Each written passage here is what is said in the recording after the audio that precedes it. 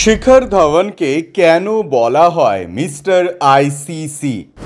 ফিরে দেখা গাব্বারের সেরা 5 ইনিংস। শিখর ধাওয়ান সব ধরনের ক্রিকেটকেই আলবিদা জানালেন আজ। ভারতীয় দলের হয়ে শেষ খেলেছিলেন 2022 সালের 10ই ডিসেম্বর চট্টগ্রামে বাংলাদেশের বিরুদ্ধে ওডিআইয়ে।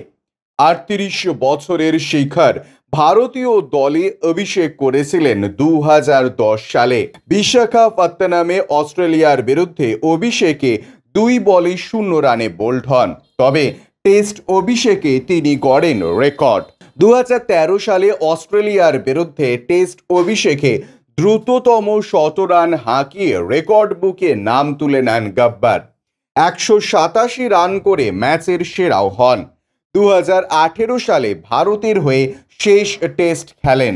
2011 সালে টি-20 আন্তর্জাতিকে অভিষেক হয়। দেশের হয়ে শেষ টি-20 খেলেন কলম্বোয় শ্রীলঙ্কার বিরুদ্ধে 2021 সালে। শিখর প্রথম নজরে পড়েন 2004 সালের অনূর্ধ্ব-19 বিশ্বকাপে। 3টি শতরান সহ সেই টুর্নামেন্টে 505 রান করেছিলেন।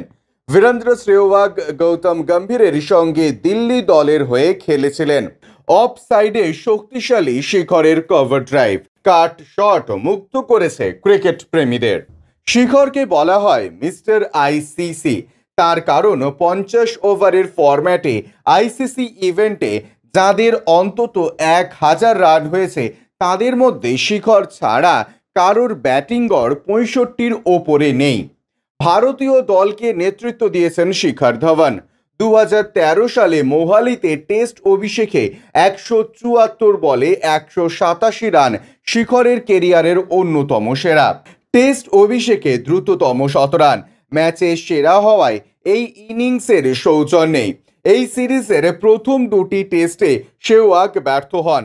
তার জায়গায় মোহালি টেস্ট একাদশে আসেন শিখর।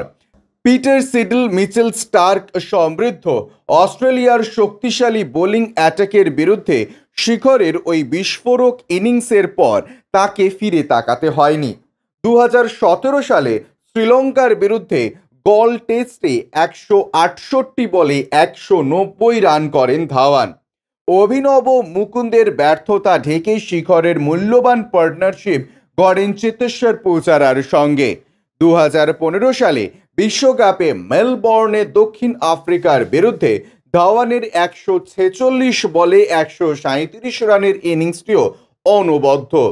সেই ম্যাচেও সেরার পুরস্কার পান ধাওয়ান। 2013 সালে চ্যাম্পিয়ন্স ট্রফিতে প্রোটিয়াদের বিরুদ্ধে 94 বলে 114 রানের ইনিংস ভারতীয় ওডিআই দলে শিখরের জায়গা পাকা করতে ইতিবাচক ভূমিকা নেয়। Bureau report, UJ news.